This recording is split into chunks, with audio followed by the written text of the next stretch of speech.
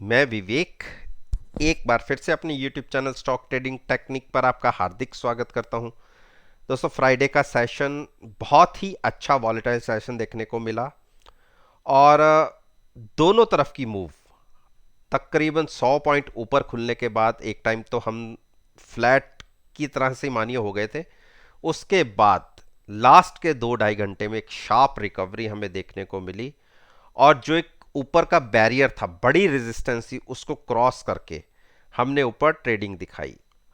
और जिस टाइम ये मैं संडे को वीडियो रिकॉर्ड कर रहा हूं, जो क्लोजिंग प्राइस एसजीएक्स निफ्टी का रहा है 18,184, यानी जो हर्डल थी 18,125 की, उसको क्रॉस करके हमने तकरीबन 50 पॉइंट और ऊपर की क्लोजिंग दिखाई है। मैं एसजीएक्स निफ्टी की बात कर रहा हूं। तो मंडे की पॉसिबिलिटीज की बात करें तो क्या हमें यहां से अब तेजी देखने को मिलेगी? देखिए, यही चीजें मैंने अपनी पिछली वीडियो में भी कहा था। मैंने कहा था कि 18,125 तक आप लॉन्ग मत बनाइए, लेकिन 18,125 क्रॉस होता है तो बिल्कुल आप लॉन्ग बना सकते हैं। तो जिसने लॉन्ग बनाया है, एसजीएक्स निफ्टी के हिसाब से बात कर रहा, इंडिया के जो इंडिया में क्लोजिंग मिली है उसी हिसाब से, तो कोई बुरी बात नहीं है, आपने ठीक काम किया है। लेकिन एक डाटा जो कल के दिन में आया, आईआईपी का जो डाटा आता है सितंबर का, उसमें एक बहुत बड़ी गिरावट देखने को मिली है। इस चीज का मुझे भी पता नहीं था। अब कहीं उस वजह से कोई स्टॉक मार्केट में रिएक्शन ना आए। अदरवाइज निफ्टी में गिरावट फिलहाल नहीं है जब तक हम 18,125 के ऊपर हैं। हाँ, उस हिसाब से बैंक निफ्टी थोड़ा अंडर परफॉर्म करेगी तो निफ्टी के अंदर पोजीशन लॉन्ग साइड पर ली जा सकती है। तो जिसने पोजीशन लेनी है वो भी ले सकता है। 18,000 के नीचे तो वीकनेस थोड़ी फील होगी, जो अभी थोड़ा दूर है, तो आप लॉन्ग साइड पर पोजीशन रखिएगा। 18,030-35 से ऊपर जब तक निफ्टी है, आप लॉन्ग साइड में रह सकते हैं। अब बात करते हैं बैंक निफ्टी। देखिए, बैंक निफ्टी ने नीचे से एक बड़ा, यानी एक बड़ी स्पोर्ट जो इंट्राडे में ओपनिंग बेसिस पे हमने ब्रेक की थी, उसको रिकवर करते हुए हमने ऊपर क्लोजिंग दी है। देखिए, इंट्राडे में आप देखिए हम कहां तक गिर गए थे, 38,150 तक। और आप मेरी पिछली 2-3 वीडियो उठा के देखिए, जब हम हाई पर ट्रेड करते थे मैंने आपको कहा था कि 38,300 के टारगेट भी आएंगे, और इनफैक्ट मैंने 37,150 तक के भी टारगेट बोले थे। आप देखिए, हाई से हम ऑलमोस्ट 3,000 पॉइंट से भी नीचे की करेक्शन दिखा चुके हैं, और ये मैंने सब जब हम हाई पे ट्रेड करते थे वहां पर बोला था। और 38,150 के आसपास का टारगेट मेरा अचीव हो गया। अब एक टारगेट बचता है 37,000 का, 37,300 का। अगर आईआईपी डाटा का कोई इंपैक्ट नहीं आया तो शायद हम फ्लैट टू पॉजिटिव खुल जाए।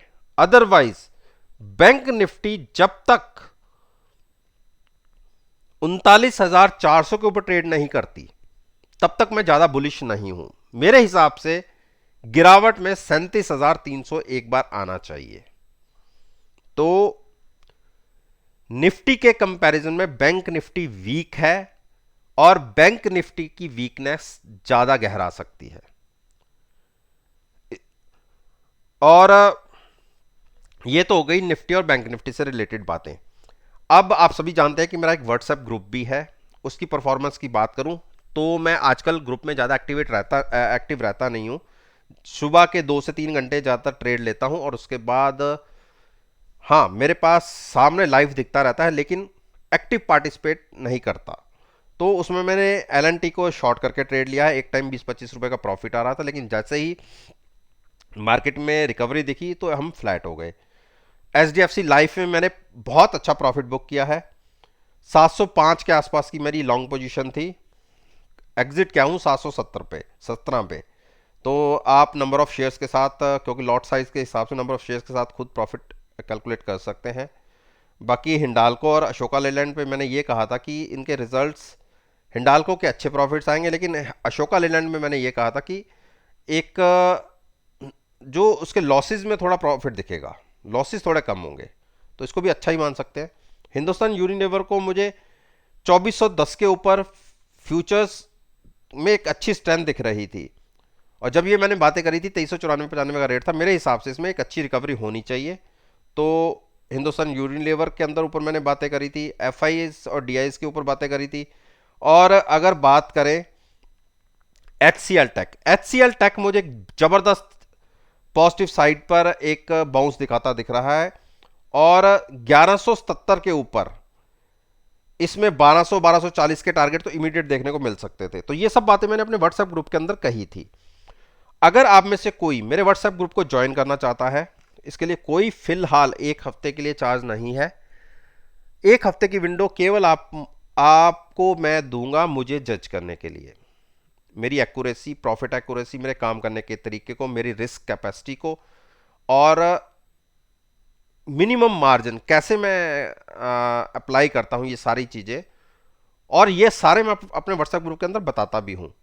अगर आप इस तरीके से मेरे साथ जुड़ना चाहते हैं, एक हफ्ते तक आप मुझे एनालाइज कीजिए, उसके बाद आपकी चॉइस है, आप खुद एग्जिट हो जाइए अगर आपको मेरे काम करने का तरीका अच्छा ना लगे, और कंटिन्यू करेंगे तो उसकी टर्म्स एंड कंडीशन बाद में होंगी। मेरे साथ जुड़ने का तरीका है, मेरी ईमेल आईडी है, आप उस पर कॉन्टैक्ट नंबर अपना फॉरवर्ड कीजिए, मैं खुद उसके अंदर आपको ऐड करूंगा। अब आते हैं रिलायंस के ऊपर।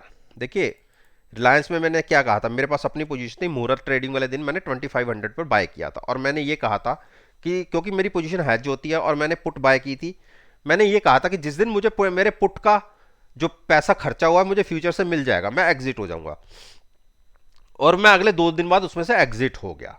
मेरा पुट का प्रीमियम मुझे फ्यूचर से मिल गया। अब मेरी पुट बिल्कुल फ्री थी, और काम मैंने क्या किया, उसके बाद जो मेरी पुट थी उसके नीचे की स्ट्राइक मैंने सेल कर दी, तो लागत मेरी कुछ नहीं आएगी। हां, प्रॉफिट थोड़ा कम हो सकता है, अगर गिरावट आई तो प्रॉफिट बहुत ज्यादा भी हो सकता है, तो लगने को कुछ नहीं था। अपनी पोजीशन हैज कर दी मैंने, प्रॉफिट बुक कर लिया एक तरीके से, जो मैंने ऑप्शन खरीदी थी, और जो ऑप्शन बेची है वो मेरा प्रॉफिट रहेगा मैक्सिमम। अब आपने क्या करना है, 2600 का टारगेट मेरा आ गया जो मैंने पिछली वीडियो में कहा था। अब आप यहां से 2610 इसके ऊपर ट्रेडिंग मिलेगी तो आप पोजीशन लॉन्ग लीजिए, इमीडिएट टारगेट 2700 का देखने को मिलेगा। 100 पॉइंट के लिए आप 2610 पर लॉन्ग कर सकते हैं। फ्यूचर कंडीशन यह है, फ्यूचर्स को लॉन्ग करना और at the money put buy करनी है। कॉल बाय करके ट्रेड मत कीजिएगा, प्रॉफिट नहीं आ पाएगा। हैजिंग आप ऑप्शन से करिए। एचडीएफसी बैंक, एचडीएफसी बैंक ने एक बार कल के दिन में, कल का मतलब मेरा थर्सडे सेशन का है, उसमें एक बार इसने एक बहुत बड़ी सपोर्ट जो 1548 के आसपास की थी उसको ब्रेक किया था। तो जब वो ब्रेक होकर नीचे ट्रेड होने लगा तो मुझे लग रहा था कि हम 1500 तक चले जाएंगे, लेकिन नहीं गए। उसके बाद निफ्टी ने रिकवरी दिखाई, लेकिन जो निफ्टी ने रिकवरी दिखाई बैंकिंग सेक्टर ने नहीं दिखाई, और इस बैंक ने तो बिल्कुल भी नहीं दिखाई। हार्डली 6 पॉइंट हमें लॉन्ग साइड पर एक्स्ट्रा मिले। तो अभी स्टॉक में हाथ मत डालिएगा, इस स्टॉक में हाथ डालना हो तो थोड़ा सा 30-40 पॉइंट का वेट कीजिए, अगर 1600 के ऊपर मिले तो लॉन्ग कीजिएगा, अदरवाइज 1500 के आसपास मिले तो बाय कीजिएगा। जबकि मेरे पास 1600 पे ऑलरेडी लॉन्ग बना हुआ है और मेरी पुट है साथ में लॉन्ग, तो इसलिए मुझे कोई ज्यादा नुकसान की चिंता नहीं है। हां, 1600 के ऊपर एक अच्छी शानदार रिकवरी इसके अंदर देखने को मिल सकती है। 1640, 1650 और 1700 तक के टारगेट भी देखने को मिल सकते हैं। तो चॉइस आपकी है कि आपने कहां बाय करना है। इंडस बैंक, देखिए इंडस बैंक में जैसे एक बड़ी गिरावट आई थी तो मैंने इसमें कोई भी ट्रेड लेने से मना किया था, क्योंकि ये न्यूज बेस्ड रिएक्शन दिखा रहा था, कोई फंडामेंटली या कोई वैसी कोई दिक्कतें नहीं थी, कोई गवर्नेंस इशू थे, उस वजह से इसमें एक बड़ा पैनिक आया और बड़ी गिरावट आई, तो इसलिए नई एंट्री इसमें मत लीजिए। एचडीएफसी ने नीचे से देखिए क्या पलटा है 2900 से एक शानदार रिकवरी 2992 के आसपास, तो फिर से 3000 के आसपास आ गया है। तो हमारा चॉइस थी, मैंने तो यहाँ पे भी कहा था कि किसी ने 2890 के आसपास बाय किया है तो वो भी होल्ड रखे, और साथ में मैंने कहा था कि 2820 2825 के आसपास मिले तो भी वहाँ पे होल्ड करिए, लेकिन नीचे की तरफ नहीं गया, वहीं से पलट गया। तो मेरे पास अपने पर्सनल ट्रेड नहीं है इसमें, मैं प्रॉफिट लेके पहले ही एग्जिट कर चुका हूं। तो जब ये वाली एक कैंडल बनी थी तो यहाँ मैंने अच्छा प्रॉफिट बनाया था, उसके बाद गिरावट का वेट कर रहा था। अब लालच आ जाता है कि जबकि जो मैंने टारगेट डिसाइड किए थे कि हमें यहाँ पे बाय करना है, उसमें मैंने बाय नहीं किया, क्योंकि मैं एक तो पूरा दिन होता नहीं हूँ, और उसके बाद मुझे ये लग रहा था कि गिरावट इस बार हो सकता है कि हम ये जो सपोर्ट है ये ब्रेक कर दें। 2 दिन टच किया था तो ब्रेक नहीं हुई, तो इसलिए मेरे पास ट्रेड नहीं आ पाया। और अब सोचूंगा अगर ओवर बॉट होगा तो वहां पे कोई पोजीशन शॉर्ट साइड पर लेने की सोचूंगा, लेकिन फिलहाल अवॉइड करूंगा। आपके लिए भी है कि गिरावट में बाय कीजिए, अगर 2940 और 2900 के आसपास मिले तो वहां पे लॉन्ग कीजिएगा। कोटक महिंद्रा बैंक, कोटक महिंद्रा बैंक में मुझे अभी इतनी कोई तेज बढ़त लग नहीं रही। तो तेज बढ़त ये दिखाएगा जब 2130 25 के 25-30 के ऊपर ट्रेड करेगा। तो इतनी बड़ी मूवमेंट के बाद भी कोई बड़ी मूव दिखी नहीं, तो एक बार थोड़ा सा अवॉइड कीजिए। अगर 2000 के आसपास मिलता है तो वहां पे लॉन्ग लॉन्ग कीजिए। आईसीआईसीआई बैंक, देखिए आईसीआईसीआई बैंक ने जो जैसे ये गैप फिल था, ऑलमोस्ट 2 पॉइंट से ये गैप रह गया था, और अभी भी इसमें कोई ऐसी खास स्ट्रेंथ नहीं है, लेकिन एक सपोर्ट को इसने होल्ड किया है। अगर 775 के नीचे फिर से ट्रेडिंग करता है तो मेरे हिसाब से 745 तक गिरना चाहिए, 745 750 के आसपास तक अच्छा प्राइस रहेगा वहां पे बाय करने का। और ऐसा नहीं है, ये जो 50 डेज मूविंग एवरेज है, बाकी स्टॉक्स की मैं बात नहीं करता, इसके इसके आसपास तो ये कई बार आया है। देखिए यहाँ पे आया, आप देखिए मई में आया, उसके बाद जून में आया, और जून में तो 4-5 बार अपने 50 डेज मूविंग एवरेज के पास आया है। और यहाँ तो बहुत देर इसके नीचे भी ट्रेड किया है अक्टूबर में। तो इसीलिए मैं ये कह रहा हूँ कि ये स्टॉक 747-48 के आसपास आ सकता है, तो गिरावट में हम यहाँ पे लॉन्ग करेंगे। एक्सिस बैंक, एक्सिस बैंक में मेरी पोजीशन है, और कंसोलिडेशन का फेस चल रहा है। अब क्योंकि बैंकिंग सेक्टर ही परफॉर्म नहीं कर रहा तो उस वजह से इस पर भी इम्पैक्ट आ रहा है, और 752 की लॉन्ग पोजीशन बनी हुई है। लेकिन जो हमने पुट बाय की हुई है तकरीबन 25 रुपए के आसपास की, 750 की, उसमें प्रीमियम जरूर किया दिख रहा है। क्योंकि फ्यूचर में मुझे चिंता नहीं होती कि फ्यूचर तो फिर भी रोल ओवर हो जाएगा, लेकिन ऑप्शन का प्रीमियम अगर जीरो हो गया तो वो हमें दोबारा नहीं मिलेगा, वो दोबारा फ्रेश ही खरीदनी पड़ेगी। तो अगर जा तो स्टॉक यहां से और गिरावट दिखा दे तो कम से कम पुट में प्रॉफिट आ जाए और अपनी पोजीशन को हम रोल ओवर करेंगे, या एक बार ये 770-75 क्रॉस करे तो हम प्रॉफिट में आएंगे। ये तो हो गई हमारी अपनी बातें। स्ट्रेंथ स्टॉक में कब दिखेगी? अब आज के दिन के हिसाब से 755 के ऊपर अगर ट्रेड करता है तो 770 के टारगेट दिख सकते हैं, लेकिन जब तक 755 के ऊपर ट्रेडिंग ना मिले कोई नया ट्रेड लॉन्ग साइड पर मत लीजिए, हमारे पास ऑलरेडी बना हुआ है। एसबीआई, देखिए एसबीआई ने एक बड़ी गिरावट दिखाई, और जो मैंने कहा भी था कि 505 तक के टारगेट आ सकते हैं, और 2 दिन दिए टारगेट दिखे। इस बार तो 505 तक भी हम गए, और अगर थर्सडे की बात करें तो 507 तक गए। तो अभी फ्राइडे के सेशन में हिसाब से एक अच्छी बुलिश कैंडल क्रिएट हुई है, लेकिन मैं केवल एक कैंडल पे कभी ट्रस्ट करता नहीं। अगर आज के दिन के हिसाब से 507 के नीचे हमें क्लोजिंग मिल गई तो हम 480 भी देख सकते हैं।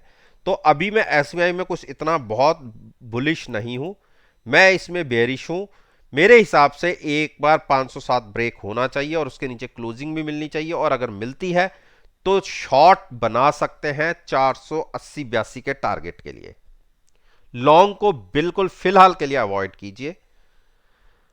तो दोस्तों, ये मैंने निफ्टी इंडेक्स, बैंक निफ्टी का इंडेक्स, और इन दोनों इंडेक्स के अंदर जो फाइनेंशियल सेक्टर्स के स्टॉक्स हैं उन पर अपना ओपिनियन आपके साथ शेयर किया है। और मेरा यह मानना है कि अगर आप मेरी इस वीडियो को जो नेक्स्ट सेशन 15 नवंबर का होगा उसके साथ एनालाइज करेंगे, यकीन मानिएगा आपको बहुत अच्छे प्रॉफिटेबल रिजल्ट्स देखने को मिलेंगे। वीडियो अच्छी लगे तो मेरे साथ मेरे चैनल पर जुड़िए, चैनल को सब्सक्राइब कीजिए, और साथ में बेल आइकन के बटन को प्रेस करना मत भूलिएगा ताकि नोटिफिकेशन टाइम से आप तक डिलीवर हो सके। इस बात के साथ मैं आपसे विदा लेता हूं, और एक नई वीडियो के साथ फिर से आपके